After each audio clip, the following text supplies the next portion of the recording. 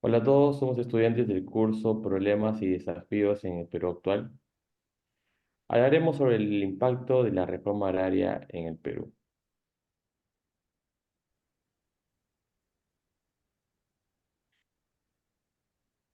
La reforma agraria en el Perú fue un proceso de redistribución de tierras iniciado en 1969 por el gobierno militar de Juan Velasco Alvarado, cuyo objetivo principal era eliminar el latifundismo, mejorar la equidad en la tendencia de la tierra y promover el desarrollo rural. Esta reforma expropió grandes haciendas y distribuyó las tierras entre campesinos y trabajadores agrícolas, creando cooperativas y otras formas de propiedad colectiva. Aunque buscaba reducir la pobreza y la desigualdad sociales en las áreas rurales, sus resultados fueron mixtos, con algunos avances en equipos, pero también desafíos en productividad y sostenibilidad. Frente a esta controversia, surge la interrogante: ¿fue beneficiosa la reforma agraria desde un punto de vista político, económico y social? Pues no, consideramos que la reforma agraria no fue beneficiosa desde el punto de vista político, económico y social. En los siguientes párrafos daremos a conocer los argumentos que sustentan nuestra postura: implementación política ineficiente, escasez, escasa expansión económica y pobreza rural. Con el gobierno de Juan Velasco Alvarado, quien en junio de 1969, 8 meses después del golpe militar, promulgó la ley número 17716, Ley de Reforma Agraria. La reforma no solo tenía como un fin una reestructuración del sistema de tenencias de tierra, sino que buscaba que se organicen y articulen en empresas asociativas como las cooperativas agrarias de producción CAP. El propósito entonces era la incorporación subordinada del campesinado a la estructura estatal. Sin embargo, a pesar de los distintos esfuerzos del gobierno militar por llevar a cabo la reforma, esta no se dio de la misma manera y en igual medida en todas las zonas rurales del país.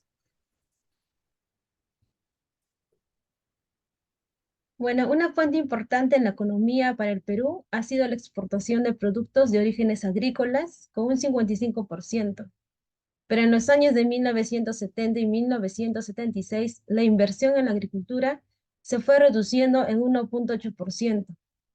No se ha conseguido fortalecer la conducción empresarial centralizada ni ampliar las economías campesinas debido a los controles de los precios internos, disminuyendo el costo de manera excesiva para proteger al consumidor urbano, lo que resultó ser un intercambio desfavorable para los productores agrícolas, arruinando económicamente el campo en su conjunto y los posibles beneficios de reforma entre campo y ciudad.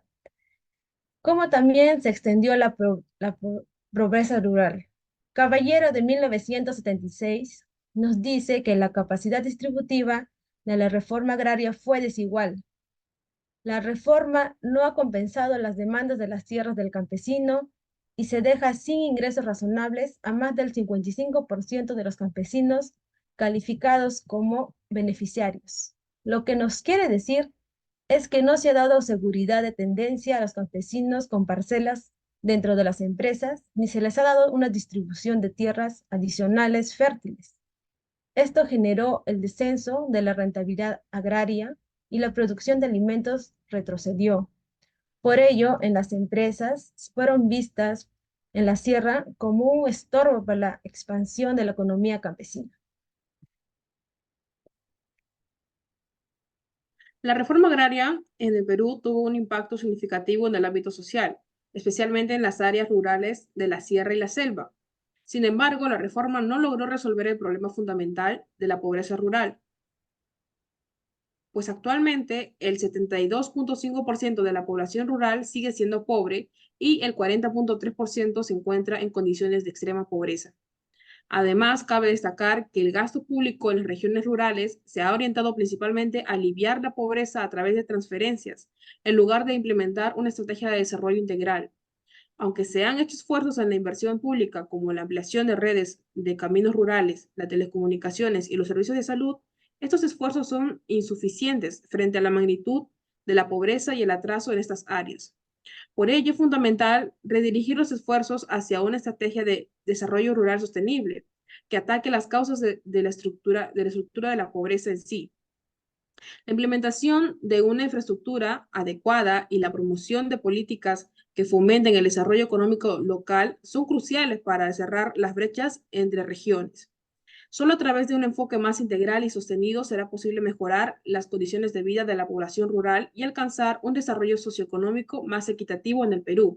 Al respecto, Mayer Enrique, en 2009, en el libro Los cuentos feos de la reforma agraria, nos expresa lo siguiente.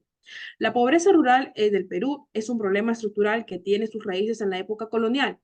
La reforma agraria fue un paso importante para abordar este problema, pero no fue suficiente para erradicarlo por completo. Al respecto, el autor comparte desde la cita que he mencionado que la reforma agraria no fue suficiente para tratar la pobreza rural de raíz. En conclusión, es evidente que el plan político efectuado por parte del gobierno militar no ha logrado de manera efectiva el desarrollo del país, el cual no resolvió la pobreza rural, generó el descenso de la rentabilidad agraria y disminuyó la producción de alimentos. Es necesario un enfoque integral de desarrollo rural para cerrar las brechas socioeconómicas. Por lo tanto, la reforma agraria tuvo un impacto negativo. En consecuencia, el país no logró desarrollar. Muchas gracias. Buen día.